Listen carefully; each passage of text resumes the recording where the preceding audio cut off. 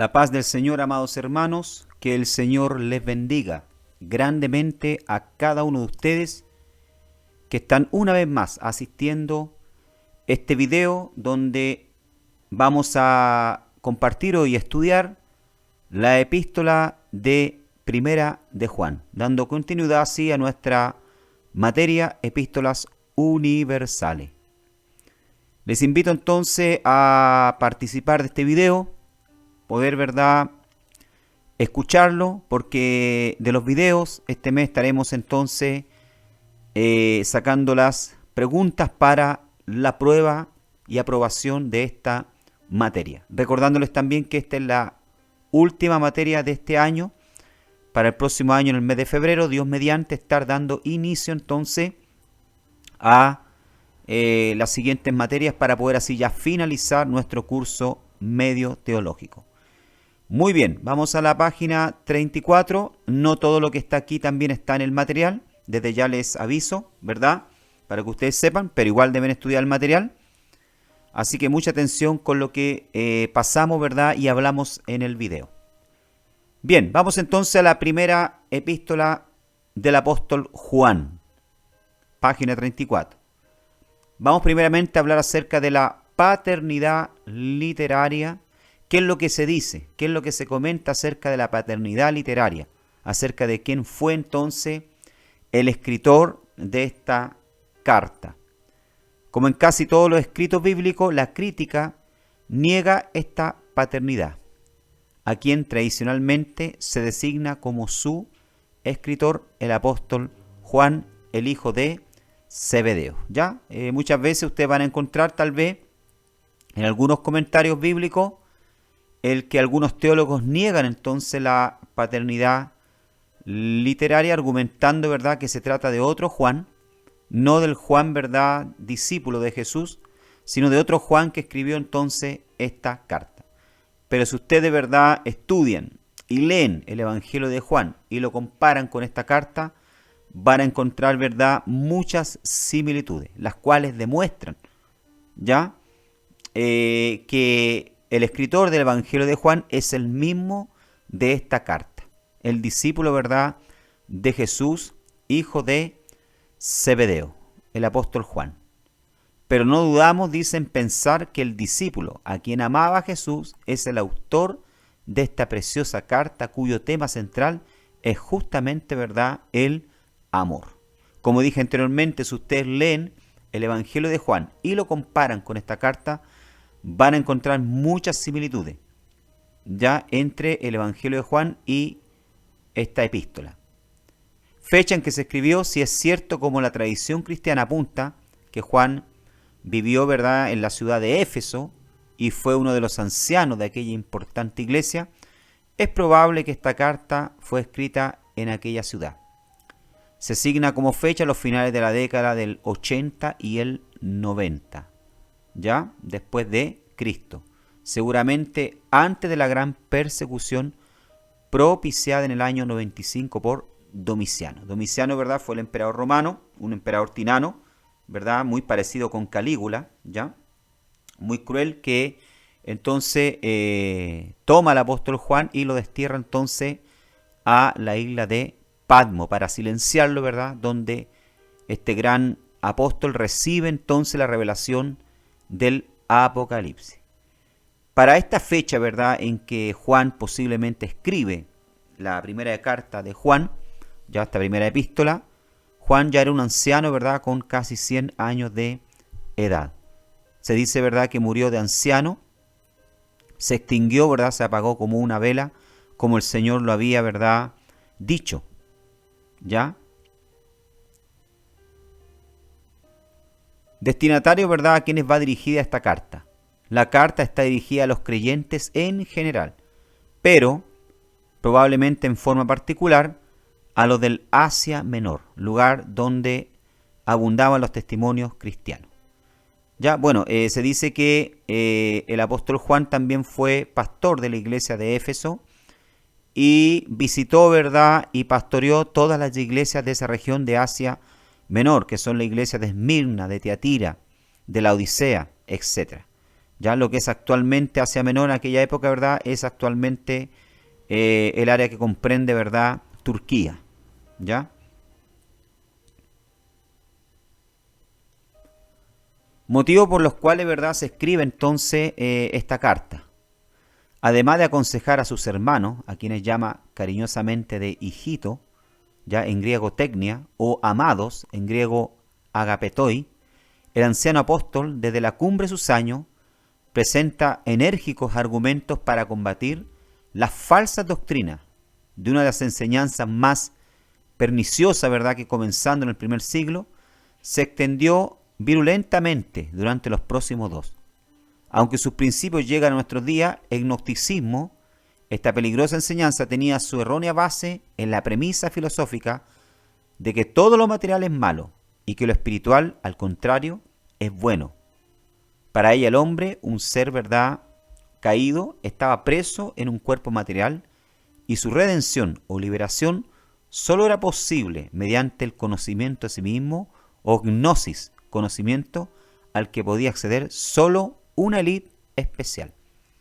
Bien, esta filosofía gnóstica, ¿verdad?, en los días de Juan estaba comenzando, ¿verdad?, a introducirse. Esta filosofía, este modo de pensar, se estaba introduciendo, ¿verdad?, dentro de las iglesias. Y es por esta razón, ante este peligro, ¿verdad?, el apóstol Juan escribe entonces a las iglesias del Asia Menor para advertirles sobre el peligro, ¿verdad?, del agnosticismo, el cual decía que la materia entonces era mala, ya que el cuerpo era malo.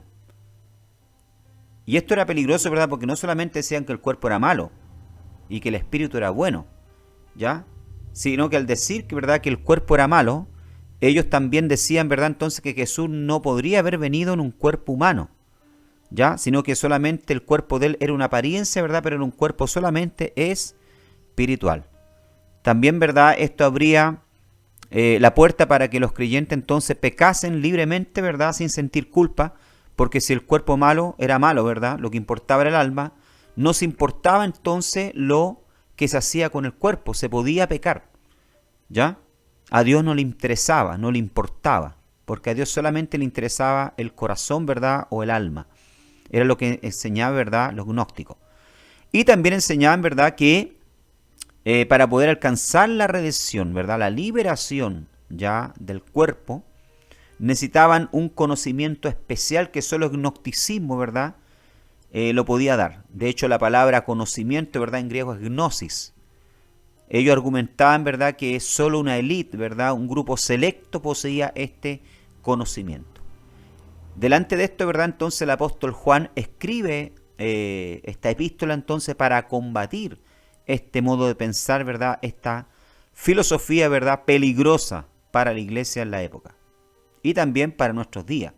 Lo vamos a ver más adelante por qué. Los falsos maestros. Teniendo, ¿verdad?, lo dicho en mente, pasemos a 1 de Juan para recoger la evidencia en cuanto a quiénes eran y qué enseñaban estos falsos maestros. Habían estado dentro de la iglesia, pero se habían separado de ella. Como dice el apóstol Juan en 1 Juan 2:19, salieron de nosotros, pero no eran de los nuestros. ¿Ya? Quiere decir, ¿verdad?, que estos falsos maestros, ¿verdad?, habían salido de la propia iglesia. ¿Ya? Si esto es lo más trágico, esto es lo más terrible. Habían sido cristianos, ¿verdad?, personas que habían sido lavadas, redimidas por la sangre de Cristo, pero que en algún momento, ¿verdad?, en algún punto, ¿verdad?, se desvían de la verdadera enseñanza, como sucede muchas veces hoy también. ¿Ya?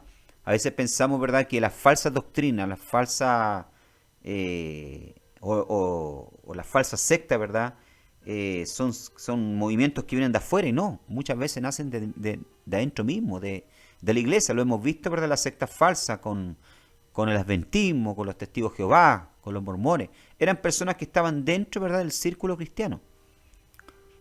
Eran personas, ¿verdad?, influyentes, porque pretendían ser profetas. Y Juan lo advierte, ¿verdad?, en 1 Juan 4:1. Muchos falsos profetas han salido por el mundo. Aunque habían salido de la iglesia, todavía trataban de diseminar sus enseñanzas dentro de ella y de desviar a sus miembros de la verdadera fe. ¿Ya? Entonces, como podemos ver acá, ¿verdad?, eran personas influyentes. ¿Por qué? Porque ellos mismos se autoproclamaban, ¿verdad?, o se daban el título de profetas, de apóstoles. Ya es lo que vemos también hoy. Por eso que nosotros tenemos que tener cuidado cuando una persona viene, ¿verdad? Atribuyéndose el mismo, ¿verdad? Un título, ya el título de profeta o de apóstol, o algún título, ¿verdad? Que aparentemente está por encima, ¿verdad? De los demás. Arrogantemente está por encima de los demás. Debemos tener cuidado, ¿verdad? Porque muchos falsos profetas han salido por el mundo y Juan lo advierte. Y estas personas, ¿verdad? No solamente se conformaban, ya, con utilizar estos títulos, sino también de hacerle daño a la iglesia, de arrastrar, ¿verdad? Personas, miembros de la iglesia con ellos. Porque estas personas, ¿verdad? No solamente se conformaban con salir de la iglesia, ¿verdad? Diseminando o desparramando, ¿verdad? Su enseñanza, sino también, ¿verdad? De arrastrar a otro en el error. La negación del mesiasgo, ¿verdad? De Jesús. Por lo menos algunos de estos falsos maestros negaban que Jesús fuera el Mesías. ¿Quién es el mentiroso más el que niega que Jesús es el Cristo? 1 Juan capítulo 2, verso 22. Es muy probable que estos falsos profetas no fueran gnósticos, puros, sino judíos. Siempre habían tenido las cosas difíciles los judíos cristianos, pero los últimos sucesos históricos se los hacían doblemente difíciles. Ya, posiblemente estos falsos, ¿verdad?, profetas, no eran, ¿verdad?, gentiles, sino que eran, ¿verdad?, también judíos que negaban, ¿verdad?, la figura de Jesús, ¿verdad?, como el Mesías prometido, ¿ya?, como el ungido del Señor, ¿ya? La negación, ¿verdad?, de la encarnación. No solamente, ¿verdad?, negaban a Jesús como el Mesías, ¿verdad?, prometido en la Escritura, sino que también negaban la encarnación, ¿verdad?, del Hijo de Dios. Había otra cosa que era todavía más seria. Había una enseñanza falsa que procedía directamente de un intento surgido en el interior de la iglesia de poner el cristianismo en armonía con el gnosticismo. Debemos recordar el punto de vista gnóstico de que solo el espíritu era bueno y la materia era completamente mala. Dado este punto de vista, cualquier encarnación real era imposible, ¿ya? O sea, era lo que enseñaban, ¿verdad?, los gnósticos. Es imposible, ¿verdad?, que Jesús haya venido en un cuerpo humano, que el Hijo de Dios se haya encarnado, ¿ya? O sea, ellos negaban esta posibilidad. ¿Por qué? Porque ellos enseñaban que el cuerpo, ¿verdad?, era malo. Entonces Jesús, ¿verdad?, vino en un aparente cuerpo, ¿verdad?, físico, pero la realidad era espiritual. Era lo que ellos enseñaban, ¿ya? Entonces, amados hermanos, esto para nosotros tal vez puede sonar no tan grave, ¿verdad?, pero es desde el punto de vista, ¿verdad?, bíblico, de la Escritura, esto es grave, ¿ya? Porque al negar que Jesús se encarnó, ¿verdad?, estamos negando una de las principales doctrinas, ya las cuales la Escritura, ¿verdad?, nos enseña, nos muestra, de que el Hijo de Dios sí se encarnó, Dios se hizo hombre, ¿ya? Eso fue exactamente lo que Agustín, padre de la Iglesia, indicó siglos después. Antes de hacerse cristiano, era instruido en la filosofía de diversas escuelas. En sus confesiones, ya en uno de sus libros, ya nos dice que en algún lugar de los escritos paganos había leído en una u otra forma casi toda la idea del cristianismo. Pero había, ¿verdad?, un gran dicho cristiano que nunca encontró ni encontraría a nadie nunca, en ningún escrito pagano. La palabra se hizo carne y habitó entre nosotros. Juan capítulo 1, verso 14.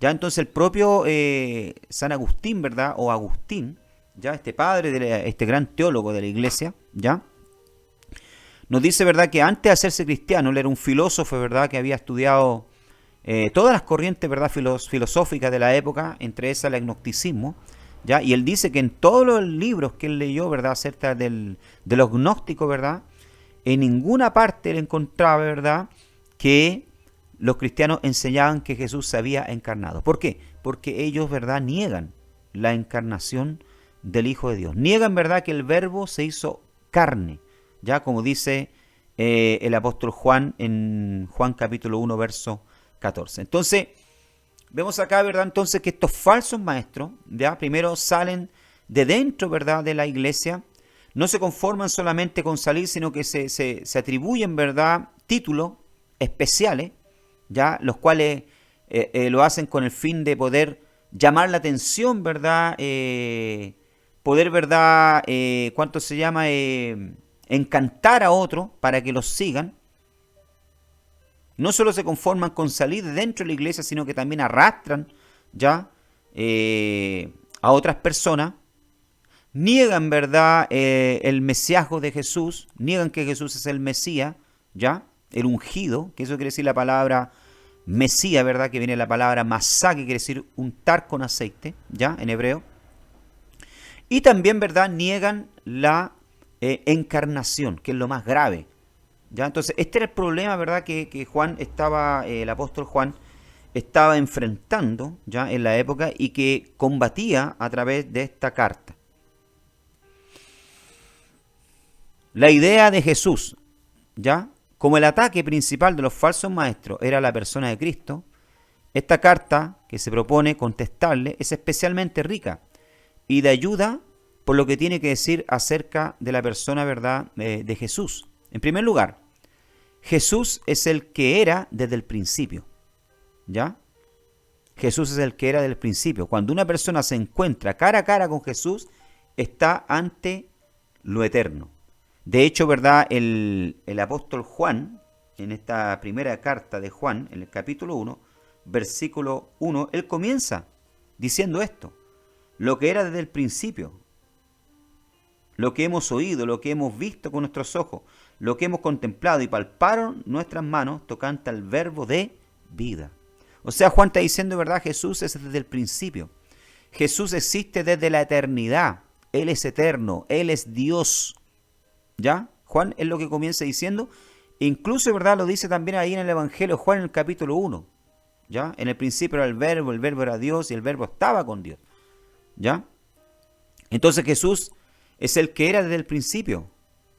Y cuando nos habla, ¿verdad? De esto, nos está hablando de la eternidad de Jesús. ¿Ya? Es lo que nos está enseñando Juan aquí en la carta. ¿Ya? De hecho, él usa el mismo término, ¿verdad? Verbo, la palabra. El mismo término, ¿verdad?, que utiliza en el Evangelio de Juan, en el capítulo 1, verso 1. Por eso les digo yo que si ustedes leen, aquí abro un paréntesis, si ustedes leen el Evangelio de Juan y esta carta, se dan cuenta de muchas similitudes. Así que no puede ser otro escritor, es el mismo Juan, ¿ya? Es el mismo discípulo de Jesús, el que anduvo con Jesús, el que se recostaba en el pecho de Jesús, es el que escribió, ¿verdad?, esta carta. Porque hay muchos términos que son iguales, que tienen similitud, como este mismo, el verbo, ¿ya?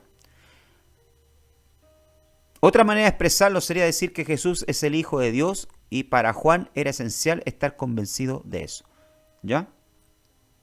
Bueno, aquí Juan, ¿verdad?, presenta la idea de la persona de Jesús en esta carta, ¿verdad?, combatiendo a los gnósticos. En primer lugar dice que el Hijo de Dios, ¿verdad?, es eterno. En segundo lugar, que Él es Hijo de Dios, ¿ya? La relación de Jesús con Dios es única y en Él se ve el corazón siempre buscador y siempre perdonador de Dios. Tercero, Jesús es el Cristo, el Mesías, ¿ya? De nuevo encontramos que esto era para Juan un artículo esencial de la fe. Puede que parezca que aquí entramos en un mundo, ¿verdad?, de ideas que es mucho más estrecho y de hecho específicamente judío. Pero aquí nos encontramos con algo esencial. Decir que Jesús es desde el principio y que es el Hijo de Dios es mantener su conexión con la eternidad. Decir que Él es el Mesías es mantener su relación con la historia, es ver su venida como el acontecimiento hacia el cual se iba moviendo el plan de Dios y desarrollándose en su pueblo escogido. ¿Ya? O sea, lo que Juan está diciendo acá, ¿verdad? Él es el Hijo de Dios, Él es eterno, Él vino cumpliendo, ¿verdad?, la historia, cumpliendo la Escritura. ¿Ya? Él es el Mesías prometido, ¿verdad?, a Israel. El siervo sufriente de Isaías capítulo 53. ¿Ya? Que se hizo hombre, que se hizo carne. ¿Ya? O sea, aquí Juan, ¿verdad?, entonces está refutando, haciendo una apología, una defensa, ¿verdad?, de la persona de Cristo, de la persona, ¿verdad?, de Jesús. ¿Ya? Hablemos un poco más del trasfondo, ¿verdad?, de lo que pasaba en los días del apóstol Juan, ya allá en Éfeso, cuando fue escrita esta carta. ¿Ya? Su trasfondo, la deserción. hacia el año 100 después de Cristo habían ocurrido ciertas cosas en la iglesia, sobre todo en una ciudad como Éfeso. ¿Ya? O sea, habían ocurrido, ¿verdad?, ciertas cosas en esta época cuando Juan escribe esta carta, lo cual nos va a llevar a entender un poquito más por qué Juan escribe esta carta, ¿verdad?, qué es lo que estaba pasando dentro de la iglesia. En primer lugar, ¿verdad?, muchos de los miembros de la iglesia eran ya cristianos de la segunda o la tercera, ¿verdad?, generación. La ilusión de los primeros días había pasado, por lo menos hasta cierto punto. Wordsworth, ¿verdad?, dijo de uno de los grandes momentos de la historia moderna: fue una bendición estar vivo en aquella aurora. En los primeros días del cristianismo había gloria y esplendor.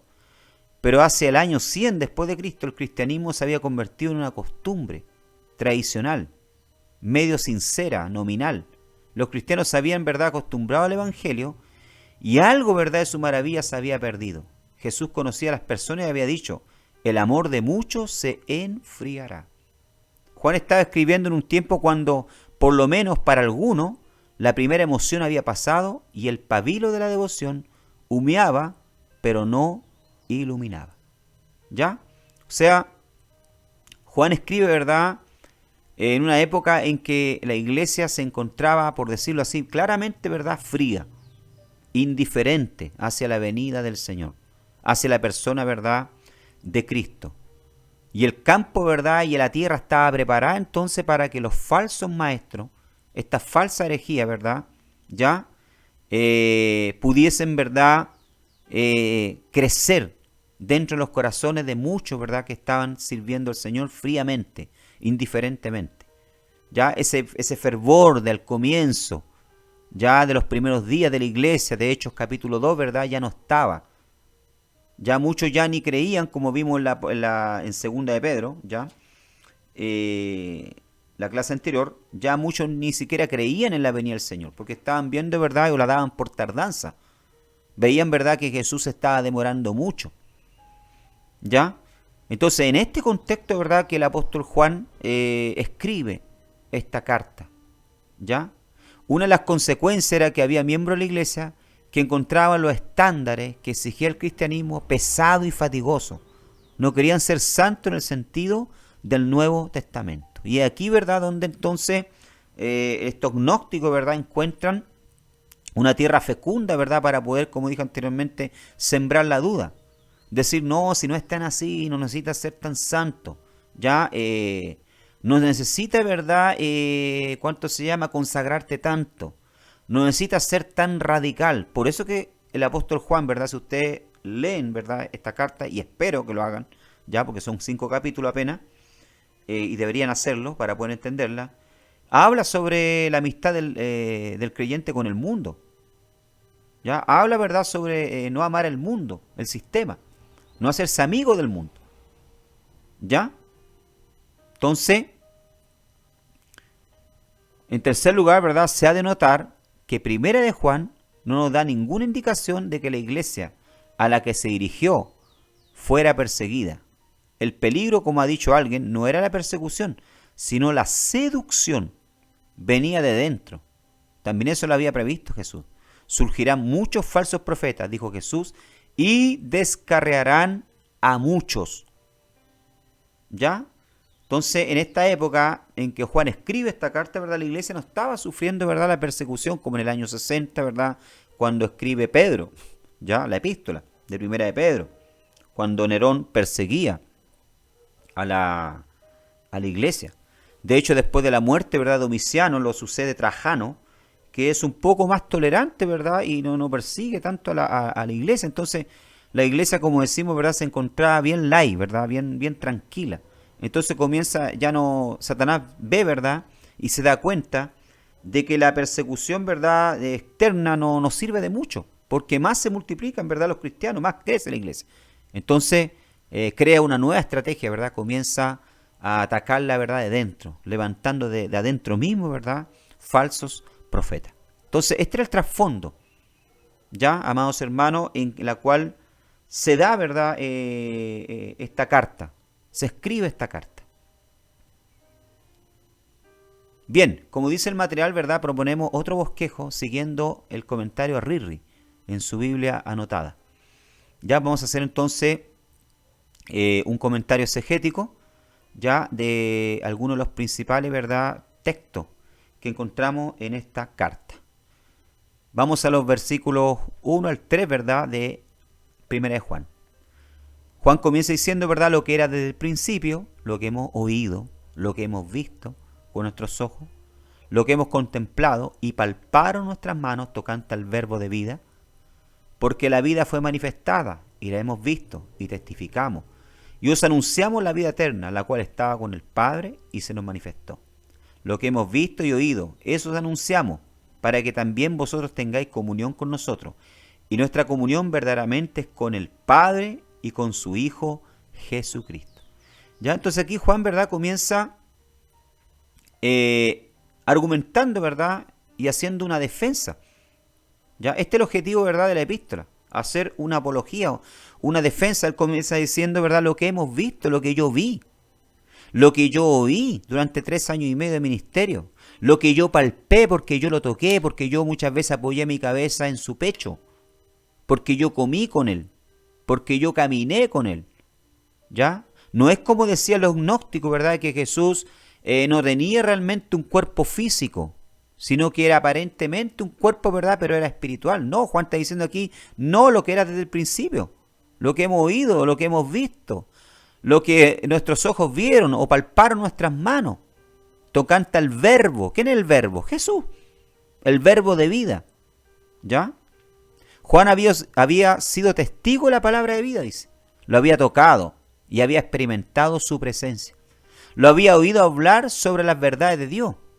Podía retar a cualquiera que dijera que él solo parecía ser divino. ¿Ya? Porque esto es lo que atacaban también los gnósticos, ¿verdad? La divinidad de Cristo. ¿Ya? La divinidad de Cristo, de que realmente él fuese hijo de Dios. ¿Ya? Juan había caminado y hablado con él, había visto sus milagros, lo había visto morir en una cruz, ya había visto la tumba vacía y las mortajas dejadas atrás, de manera que estaba convencido que Jesús se había levantado de entre los muertos, de que Jesús, ¿verdad?, realmente había venido en un cuerpo y que era Dios.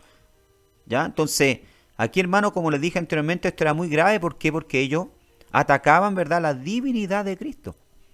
Decían, ¿verdad?, que era imposible que Dios hubiese venido, ¿verdad?, en un cuerpo humano. ¿Ya? Pero Juan dice, yo lo vi, yo lo palpé, yo caminé con él, lo vi crucificado, lo vi resucitar. ¿Ya? Había estado con los demás discípulos cuando el Señor resucitado se había aparecido de repente entre ellos y le había dado la paz. Había compartido el gozo el momento en que vio la cicatriz en sus manos y su costado. Por tanto, su respuesta a los que habían creado una teoría elaborada y una explicación torcida era que había visto y conocido la palabra de vida. Juan habla desde su propia experiencia personal. ¿Ya? Entonces aquí Juan, ¿verdad?, ataca el corazón de la doctrina de los gnósticos. ¿Ya? Y a la vez fortalece la fe de aquellos que todavía creen y sirven al Señor, ¿verdad?, y creen que Jesús vino realmente y se encarnó y que realmente era el Hijo de Dios y que es el Hijo de Dios y que es Dios mismo. ¿Ya? Por eso lo dice en el versículo 3, lo que hemos visto y oído, eso os anunciamos, dice, para que también vosotros tengáis comunión con nosotros, y nuestra comunión verdaderamente es con el Padre y con su Hijo Jesucristo.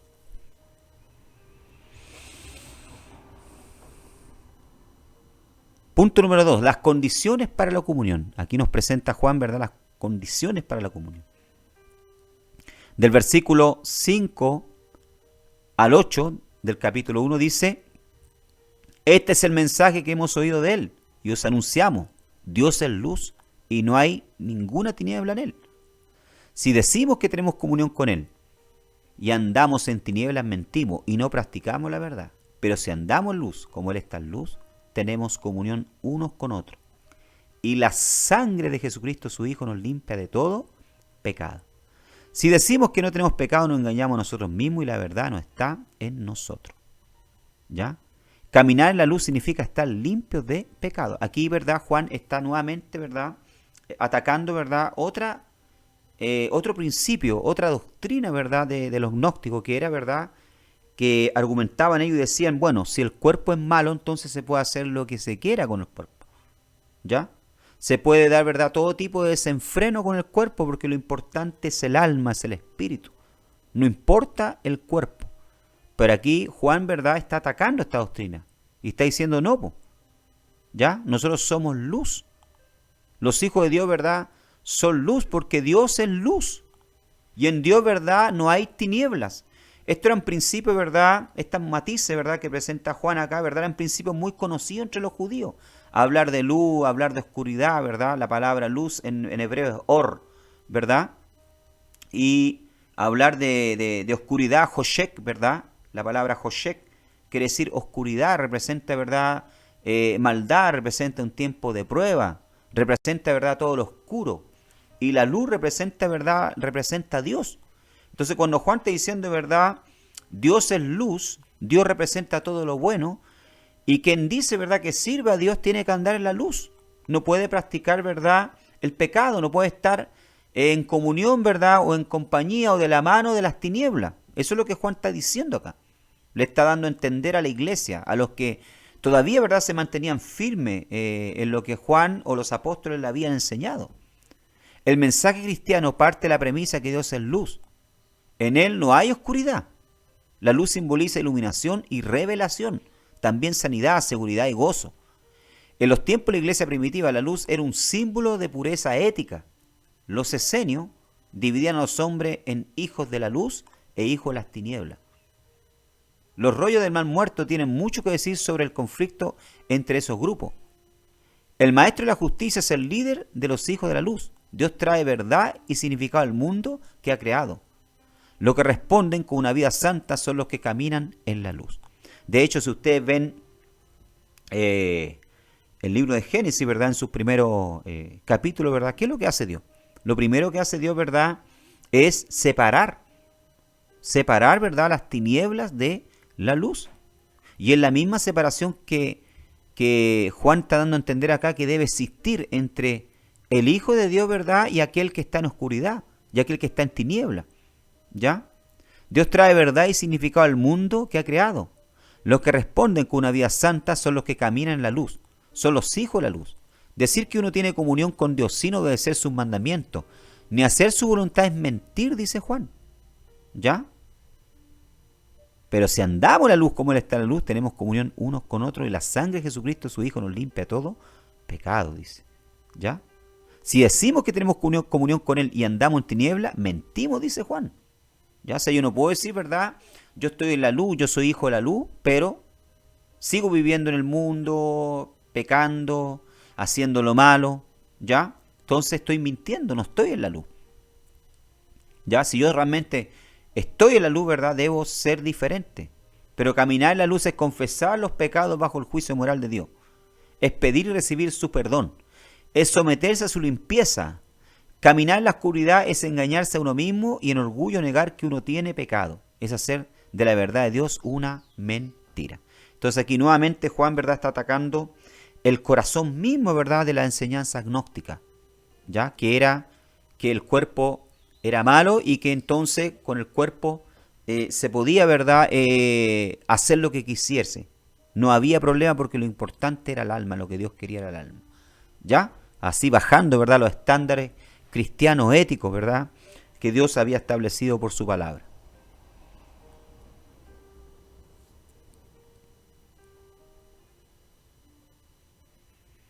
Bien, aquí continuamos entonces en el capítulo 1, ¿verdad? Dice Juan, hijitos míos, estas cosas os escribo, para que no pequéis.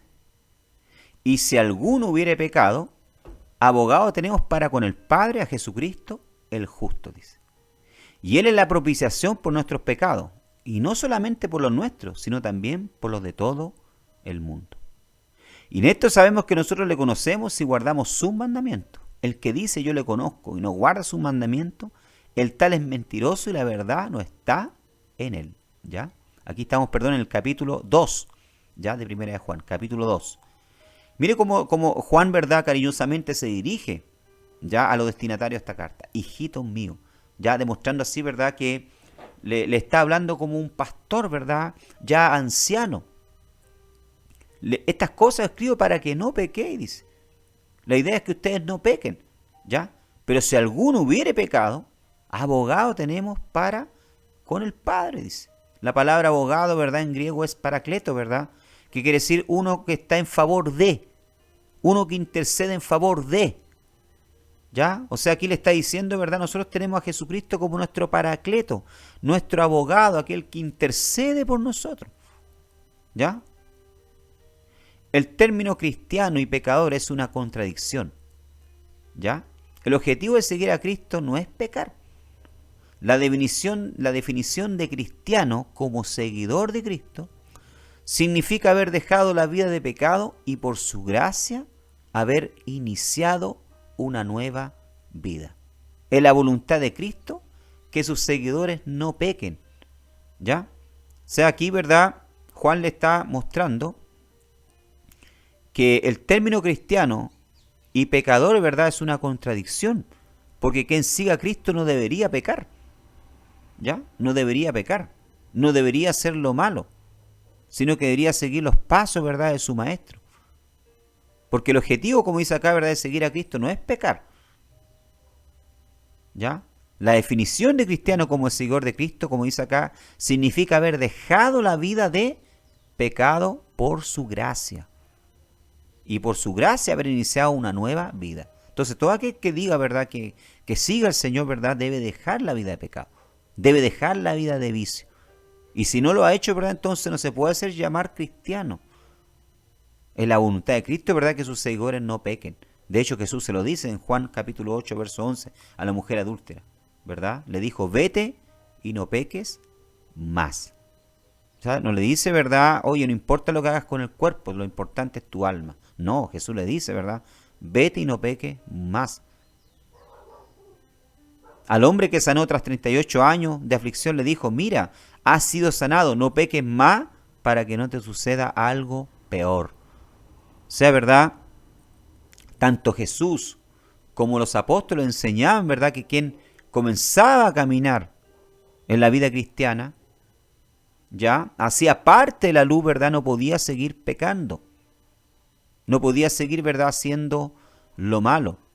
Pero si un hombre peca, hay remedio seguro en Cristo. Jesús es el abogado del cristiano delante de Dios. No está allí para excusar el pecado, sino para ser el ayudador del cristiano, que intenta hacer lo correcto, pero fracasa en el intento. ¿Ya?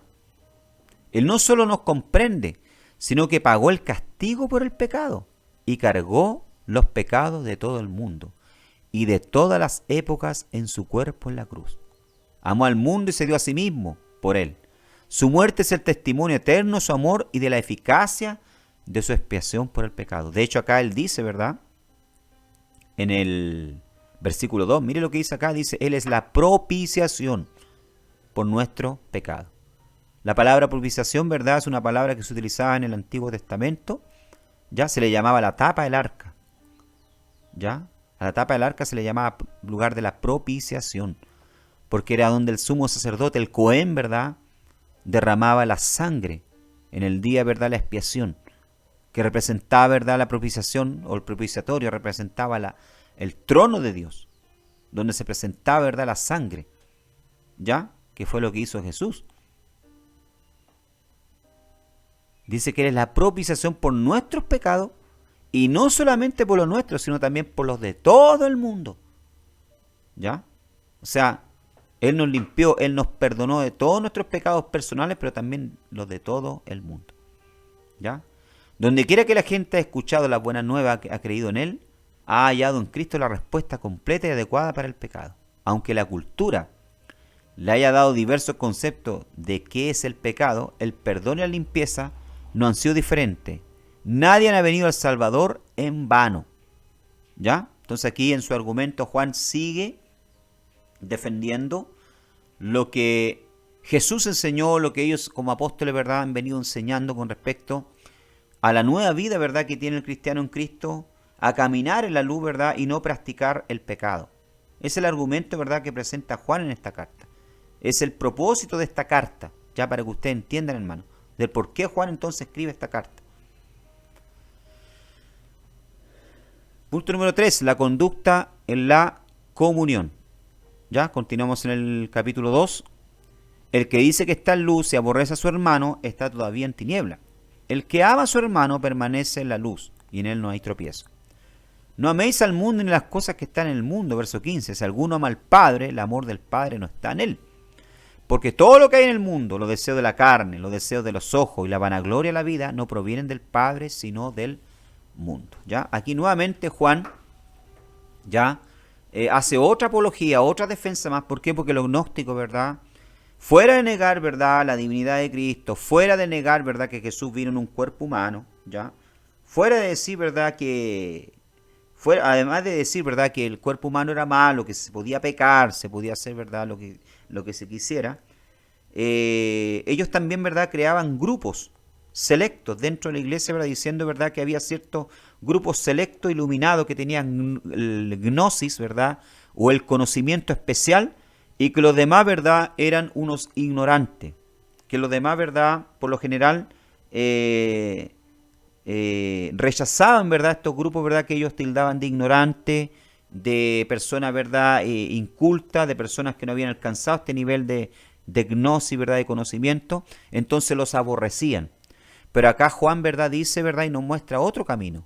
Nos dice, ¿verdad?, que aquel que está en la luz, ya que camina en la luz de Dios, que ha conocido al Señor, ¿verdad?, no debe aborrecer a su hermano, ¿ya? Debe amarlo, no debe mirarlo en menos, no debe, ¿verdad?, menospreciarlo.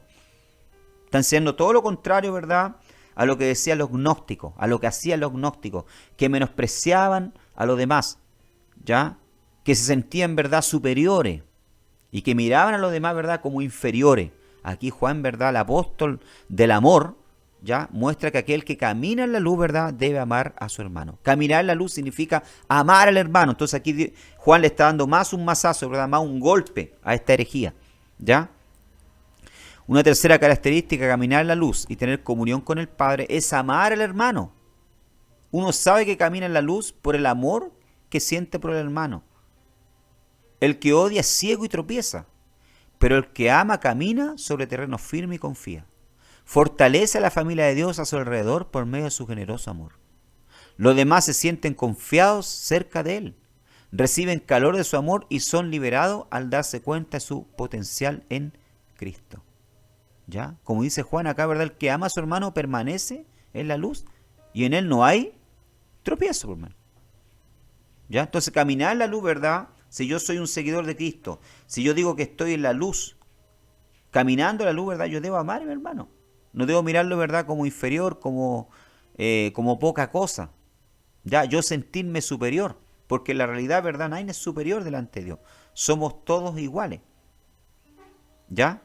El que dice que ama a Dios, ¿verdad?, y aborrece a su hermano es mentiroso, dice Juan. Y es homicida, incluso dice en esta carta. Que quien aborrece a su hermano, ¿verdad?, es un homicida, como lo era el diablo. O como lo fue Caín, ¿verdad?, que mató a su hermano Abel. ¿Ya? ¿Por qué Caín, verdad, mató a Abel? Dice acá el apóstol Juan. Porque sus obras eran malas. Porque no andaba en la luz, como dice Juan. ¿Ya? Sus obras eran malas. Entonces, si yo digo, ¿verdad?, conocer a Dios, si yo digo, ¿verdad?, andar en la luz, ¿verdad?, y no amo a mi hermano, entonces estoy mintiendo. Y aborrezco a mi hermano, ¿verdad?, y tengo rencor en mi corazón contra mi hermano, entonces no conozco a Dios. No conozco a Dios, ¿por qué? Porque la Escritura dice acá, el propio apóstol Juan dice en su carta, porque Dios es amor. Dios es amor. Y quien ha conocido a Dios, ¿verdad?, tiene que tener amor en su corazón, ¿verdad?, para amar a su hermano.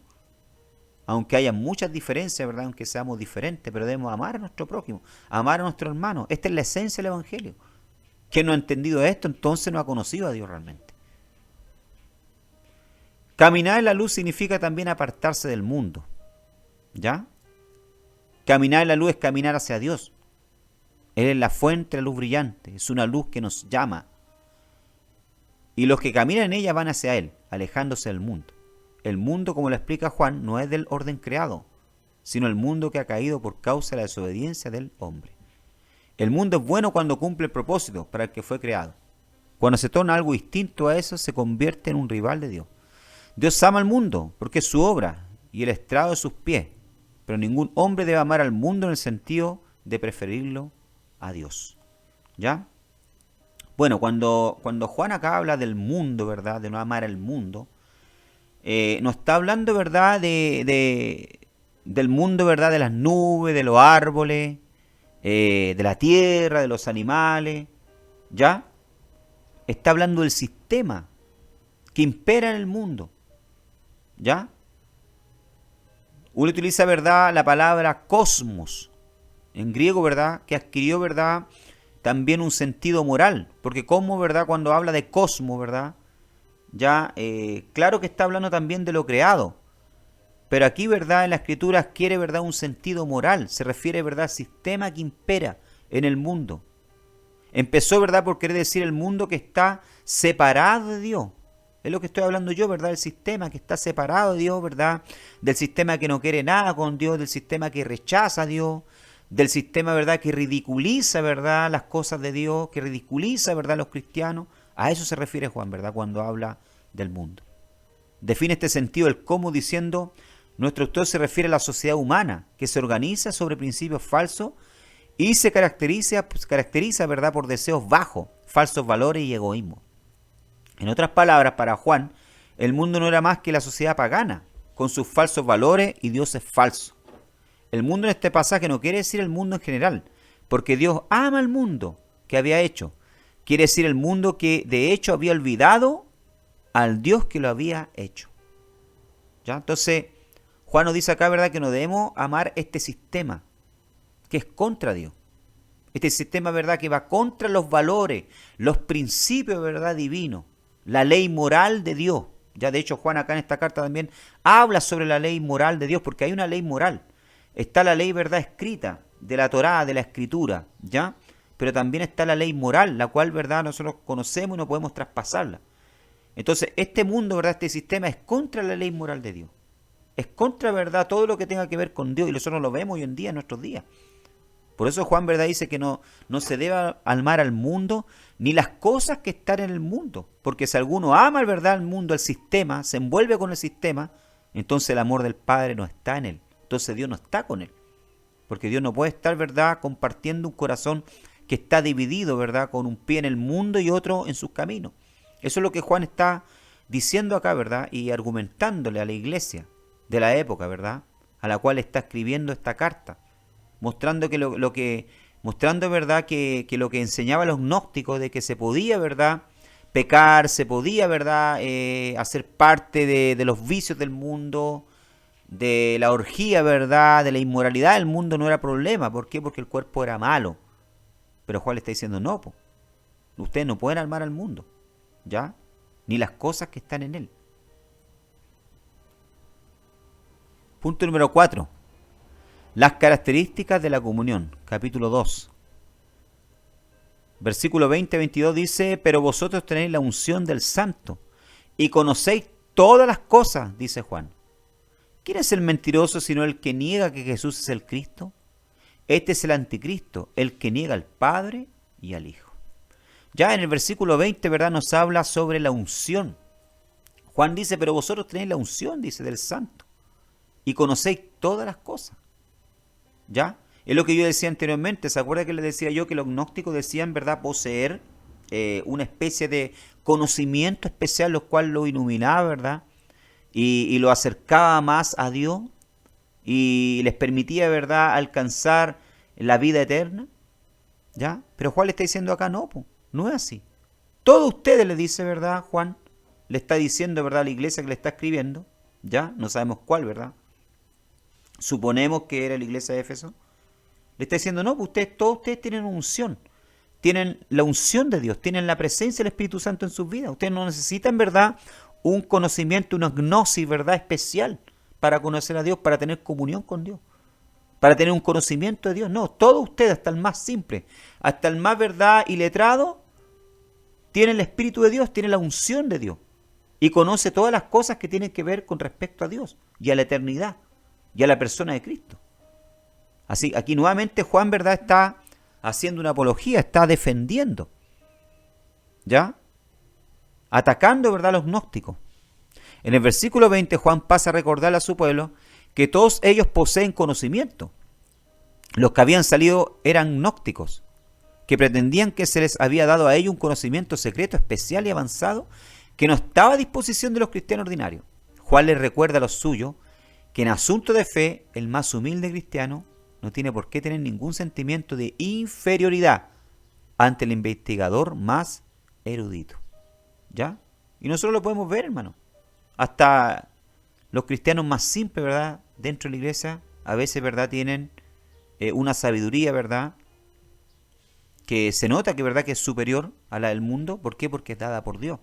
Por eso Juan dice acá, vosotros tenéis la unción del Santo y conocéis todas las cosas. Todas las cosas con respecto, ¿verdad? A las cosas del Señor. Bien, acá Juan también, ¿verdad? Ataca nuevamente a los gnósticos, ¿verdad? ¿Por qué? Porque ellos negaban a Jesús. Negaban que Jesús, ¿verdad? Era el Hijo de Dios, que Jesús había venido de un cuerpo humano realmente, pero que era Dios. Y aquí Juan, ¿verdad? Les dice, ¿quién es el mentiroso sino el que niega que Jesús es el Cristo? Y quien niega, ¿verdad? Que Jesús es el Cristo es el anticristo. ¿Ya? Mire que aquí ya Juan habla acerca de este espíritu del anticristo. Y el espíritu del anticristo, ¿verdad, hermano? Es un espíritu que niega la persona de Cristo. Que niega la divinidad de Cristo. Como ha dicho alguien, negar que Jesús es el Cristo es la mentira capital. La mentira por excelencia. La mentira más grande de todas las mentiras. Juan dice que el que niega al Hijo tampoco tiene al Padre. Lo que se encuentra atrás de este dicho es lo siguiente. Los falsos maestros presentaban su postura diciendo, puede ser que tengamos ideas diferentes de las vuestras acerca de Jesús, pero vosotros y nosotros tenemos la misma doctrina acerca de Dios. La respuesta de Juan es que esa es una postura imposible. Aquí Juan lo está diciendo. El que niega al Hijo tampoco tiene al Padre. Ojo, testigos de Jehová. Ojo, hermano, con los testigos de Jehová. Ojo con aquellos cristianos que dicen, ¿verdad? Que no importa si los testigos de Jehová igual predican la palabra. Los testigos de Jehová igual son igual que nosotros. Eso es mentira. Porque ellos niegan al Hijo. Y eso es el espíritu, ¿verdad? Del anticristo. Ellos niegan, ¿verdad? Que Jesús es Dios. ¿Ya? Entonces, quien niega, ¿verdad? A Jesús como Dios tampoco tiene al Padre. Ninguna persona que pueda negar al Hijo si pretende tener al Padre, o negar al Padre si pretende tener al Hijo, ¿cómo llega a esta conclusión? Llega a ella porque nadie que acepte la enseñanza del Nuevo Testamento puede llegar a otra. Es la enseñanza consecuente del Nuevo Testamento. Y es lo que Jesús dice acerca de sí mismo. Que aparte de Él nadie puede conocer a Dios. Jesús dijo claramente que nadie conoce al Padre excepto el Hijo. Y a quien el Hijo le revele ese conocimiento. Mateo capítulo 11, verso 27. Jesús lo dijo, el que cree en mí no cree solo en mí, sino también en el que me envió. Y el que me ve a mí, ve al que me envió. Juan capítulo 12, verso 44. O sea, no se puede llegar al Padre sin primero pasar por el Hijo. ¿Ya? No se puede decir, ¿verdad? Yo tengo al Padre, ¿verdad? Pero el Hijo no importa. El Hijo no es importante, es irrelevante. Negar, ¿verdad?, la divinidad de Cristo, no importa, tal irrelevante. Jesús era un hombre nomás solamente. Jesús solamente era un profeta. No. Quien niega al Hijo, ¿verdad?, no tiene al Padre. Juan aquí es claro, es enfático. Y quien niega al Hijo, ¿verdad?, tiene el espíritu del anticristo. De hecho, la palabra anticristo, ¿verdad?, es utilizada solamente en este libro. Solamente el apóstol Juan la usa. El espíritu, ¿verdad?, del anticristo, el cual se va a presentar también en nuestros días. Y está presente. El que es, ¿verdad?, la palabra anticristo, ¿verdad?, en el griego quiere decir el que se opone a Cristo. El que niega a Cristo. ¿Ya?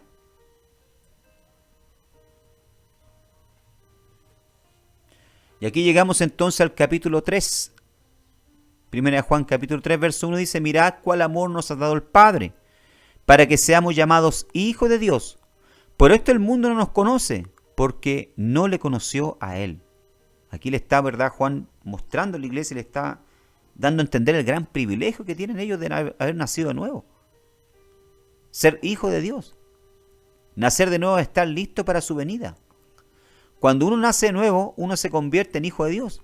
Es una nueva persona, las cosas viejas pasaron, he aquí son todas hechas nuevas. Esta relación es personal y siempre está creciendo. Por ser hijo de Dios tiene la naturaleza de Dios. Ingresa en una nueva clase de humanidad. El mundo no conoce esta clase de humanidad porque esta realidad solo se entiende por el Espíritu Santo. Su testimonio al cristiano recién convertido es claro e indudable. Sabe que ha nacido nuevo y es parte de la familia de Dios. El cristiano no puede dejar de asombrarse, ser llamado hijo de Dios. Es una de dos cosas. O es un terrible error y una censura a Dios, o es un milagro de su amor y su gracia. Sabemos que es lo segundo, ¿verdad? Es un milagro de su amor y de su gracia. Tener el privilegio, ¿verdad?, de ser llamado hijo de Dios. Poder decir, ¿verdad?, yo soy hijo de Dios. El cálido testimonio del Espíritu Santo le enseña, que es lo segundo. El mundo de los hombres impíos no puede comprender su gozo y se burlan o se enojan. Como no han nacido de nuevo, no conocen la realidad de la nueva humanidad, que fue instituida en la cruz. El mundo no conoció a Cristo y lo crucificó como si fuera un criminal. Menearon la cabeza llenos de asombro, ¿verdad? Y gritaron, a otros salvó, pero a sí mismo no se puede salvar. Mateo capítulo 27, verso 42. Entonces aquí Juan, ¿verdad?, nos muestra y le mostraba a la iglesia, ¿verdad?, en la época, el gran privilegio, ¿verdad?, el gran amor que Dios tuvo por nosotros. Mirad cuál amor, dice, nos ha dado el Padre, para que seamos llamados hijos de Dios. Por esto el mundo no nos conoce, por esto el mundo no nos entiende, por esto el mundo, ¿verdad?, es contra la iglesia. Así que aquí a usted le queda claro, por hermano, ¿por qué el mundo persigue a la iglesia? ¿Por qué el mundo, ¿verdad?, no quiere nada con los cristianos? ¿Ya? ¿Por qué las autoridades no quieren nada con la iglesia? Ayer escuchaba, ¿verdad?, en un debate, ya después de la elección acá en nuestro país, ya, que por qué un candidato ahí que había ganado. Decía, no, es que tiene también el apoyo, ¿verdad?, de un grupito minoritario, llamado los cristianos, los religiosos, un grupito minoritario. Los miran, ¿verdad?, como poca cosa, ¿ya? Como un rebañito, ¿verdad?, de ovejitas. Porque nos aborrecen, pues, hermano. ¿Por qué? Porque somos hijos de Dios, porque el mundo no nos conoce, no nos entiende, ¿ya? Llegamos al capítulo 4, los cuidados de la comunión. Verso 1 dice, amado, no creáis a todo espíritu, sino probad los espíritus, si son de Dios. Porque muchos falsos profetas han salido por el mundo. Aquí Juan una vez más les advierte a los cristianos, ¿verdad?, a los cuales está dirigiendo esta carta. Le dice, no creáis a todo espíritu, probad los espíritus. ¿Ya? Nosotros tenemos que, hermano, ser, ¿verdad?, cuidadosos. No podemos ser discriminadores también, ¿ya? Pero tenemos que tener cuidado cuando alguien viene a decirnos, ¿verdad?, yo soy profeta, yo soy apóstol, yo soy obispo, ¿ya? O yo soy un iluminado que tengo una nueva revelación. Mira lo que le advierte Juan y lo que nos dice. No creáis a todo espíritu, sino probad los espíritus. Si realmente, ¿verdad?, son de Dios. No podemos, ¿verdad?, tragarnos cualquier cuento, cualquier video de YouTube, cualquier información, cualquier enseñanza. Debemos probarlo. ¿Y cómo se prueba? Probándolo con la palabra. ¿Ah? Viendo si se ajusta a lo que dice la palabra. Para Juan, la fe cristiana se podría resumir en una sola frase. La palabra se hizo carne y habitó entre nosotros. Cualquier espíritu que negara la realidad de la encarnación no procedía de Dios. Es lo que estaba pasando en los días de Juan, ¿verdad?, con los gnósticos. Negaban la encarnación. Entonces Juan les dice, esto no procede de Dios. Es un espíritu de error. Juan establece, ¿verdad?, dos pruebas de fe. Para que se vea, ¿verdad?, que es de Dios, un espíritu debe reconocer que Jesús es el Cristo, el Mesías, según lo veía Juan. El negarlo sería negar tres cosas acerca de Jesús. Sería negar que Él es el centro de la historia, aquel para quien toda la historia anterior había sido una preparación. Segundo, sería negar que Él es el cumplimiento de las promesas de Dios. A lo largo de toda su lucha y su derrota, los judíos se habían adherido a las promesas de Dios. Negar que Jesús es el Mesías prometido es negar que esas promesas sean verdad. Y por último, sería negar su reino. Jesús vino no solo a sacrificarse, sino a reinar, y negar su mesiago es excluirle de su realeza esencial. ¿Ya? Por lo tanto, ¿verdad?, los cristianos de la época de Juan debían tener cuidado. Cualquiera, ¿verdad?, que viniese diciendo, ¿verdad?, no, Jesús no es el Cristo, Jesús no es el Hijo de Dios, ¿ya? Jesús no, en realidad no se encarnó, era apariencia solamente. Entonces, ellos tenían que negarlo tajantemente, porque no estaba, ¿verdad?, no estaba fundamentado en lo que dice la Escritura. Y nosotros también, ¿verdad?, debemos probar los espíritus. No podemos tragarlo, ¿verdad?, la primera enseñanza o cualquier filosofía que nos traiga, ¿verdad?, la primera persona que conozcamos. y que nos venga a hablar de la Biblia. Debemos probar los espíritus, no creer a todo espíritu. Debemos ser cuidadosos, quisquillosos, si es posible. ¿Ya? Y por último, las consecuencias de la comunión, capítulo 5. Verso 6 dice, este es Jesucristo que vino mediante agua y sangre, no mediante agua solamente, sino mediante agua y sangre, y el Espíritu es el que da testimonio, porque el Espíritu es la verdad. Ya, aquí tenemos un pasaje, ¿verdad? Y un versículo que es medio contradictorio, que muchas veces es medio oscuro, no se entiende. Juan dice, ¿verdad? Este es Jesucristo que vino mediante agua, sangre, ¿ya? Y habla del Espíritu también. Pero aquí no hay nada oscuro, ¿verdad? Está claro, lo que Juan está diciendo acá, ¿verdad? Que son tres los que dan testimonio acerca, ¿verdad?, de que realmente Jesús es el Hijo de Dios y que realmente se encarnó. ¿Ya? Aquí Juan, ¿verdad?, está atacando, ¿verdad?, esta enseñanza del gnosticismo, como dije anteriormente, los gnósticos. Diciéndole, ¿verdad?, oye, hay tres que dan testimonio. Son tres los que dan testimonio. Este es el testimonio del agua.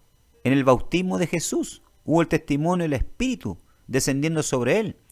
Fue precisamente ese acontecimiento lo que le reveló a Juan el Bautista quién era Jesús. Lo que Juan quiere subrayar es que ese testimonio se mantenía en la iglesia original, en el bautismo cristiano. ¿Ya? O sea, Juan dice acá, ¿verdad? Son tres los que dan testimonio. El propio bautismo de Jesús, ¿verdad?, dio testimonio que él era el Hijo de Dios. ¿Ya? Porque cuando se bautizó, ¿verdad?, dice la palabra del Señor que los cielos se abrieron y se oyó una voz ya del cielo. Era el Padre hablando, este es mi Hijo amado en quien mi alma se complace o en quien tengo complacencia. Y luego, ¿verdad?, está el testimonio del Espíritu, dice. Dice que el Espíritu bajó en forma corporal de paloma. Está también el testimonio de la sangre. La sangre era vida. En cualquier sacrificio, la sangre se consagraba a Dios y solo a Él. La muerte de Cristo fue el perfecto sacrificio en la cruz. Derramó su sangre en sacrificio a Dios. La experiencia de los hombres era que el sacrificio era eficaz y lo redimía y lo reconciliaba con Dios, dándole la paz con Dios. Continúa y regularmente se observa en la Santa Cena. ¿Ya? O sea, tenemos el testimonio en primer lugar del bautismo. Jesús se bautizó siendo Hijo de Dios. Juan el Bautista no quería bautizarlo, pero Jesús, ¿verdad?, quería cumplir toda justicia. ¿Ya? Tenemos el testimonio del Espíritu. El Espíritu descendió, así que Jesús salió de las aguas. Tenemos el testimonio de la sangre que Él derramó en la cruz del Calvario. Él era el Cordero de Dios. El relato del Nuevo Testamento es claro en que el bautismo de Jesús, el Espíritu descendió sobre Él de una manera muy especial. Tenemos varios pasajes que lo muestran acá. Entonces eran tres que daban testimonio, por eso aquí Juan está diciendo, a ustedes los gnósticos que niegan, ¿verdad?, que Jesús es Dios, que Jesús se encarnó, tenemos estos tres testimonios. Tenemos el testimonio del bautismo, tenemos el testimonio del Espíritu Santo y tenemos el testimonio de la sangre que Él derramó por nosotros. Está la idea del Antiguo Testamento de lo que constituye un testimonio aceptable. La ley era absolutamente clara, no se tendrá en cuenta un solo testigo contra alguien, en cualquier delito, ni en cualquier pecado en relación con cualquier ofensa cometida. Solo por el testimonio de 2 o 3 testigos se tendrá en cuenta la acusación. Un triple testimonio humano era suficiente para establecer cualquier hecho. ¿Cuánto más se debe considerar convincente el triple testimonio divino, el Espíritu, el agua y la sangre? Ya en el Antiguo Testamento los judíos decían, ¿verdad?, que no se podía aceptar el testimonio, ¿verdad?, de una persona, tenían que haber 3 testigos. De hecho, también el apóstol Pablo dice, cuando vengan a acusar a un anciano, ¿verdad?, no acepte, ¿verdad?, tal acusación si no hubieran 2 o 3 testigos. Bueno, Juan está diciendo acá, ¿verdad?, aquellos que acusaban que Jesús no había venido en carne, que Jesús no era el Hijo de Dios. Dice, espérense un poco, aquí hay 3 testigos. Aquí hay 3 testigos que atestiguan que Jesús es el Mesías, que Jesús es el Cristo. El testimonio, ¿verdad?, del bautismo, el testimonio del Espíritu Santo y de la sangre que Él derramó en la cruz. Son 3 que testifican que Él es Dios.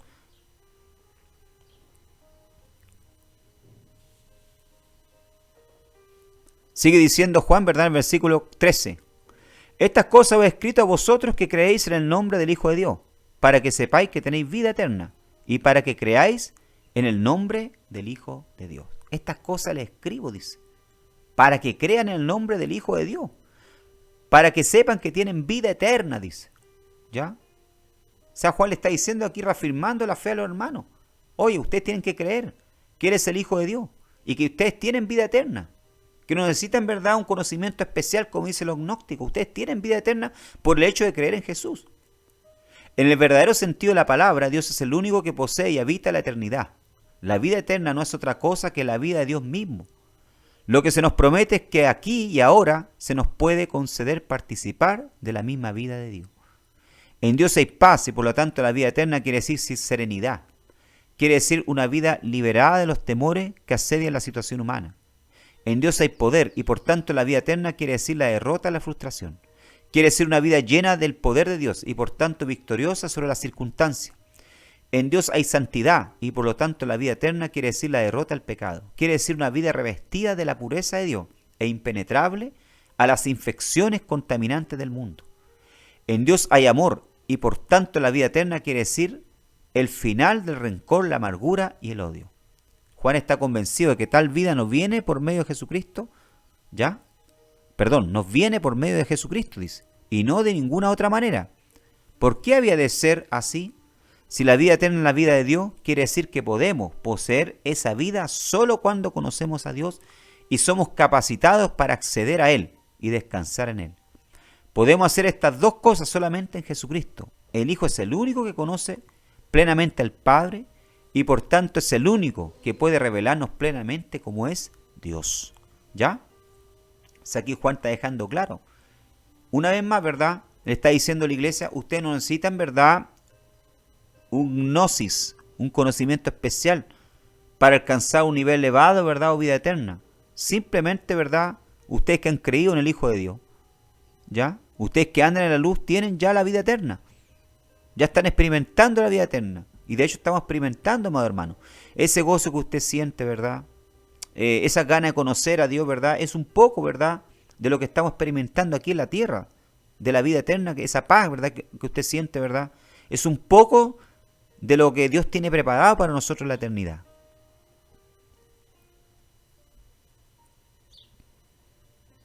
Verso 16 dice, si alguno viere a su hermano cometer pecado que no sea de muerte, pedirá, y Dios le dará vida. Esto es para los que cometen pecado que no sea de muerte. Hay pecado de muerte por el cual yo no digo que se pida. Verso 16 del capítulo 5. Verso 21 dice, hijito, guardaos de los ídolos. Amén.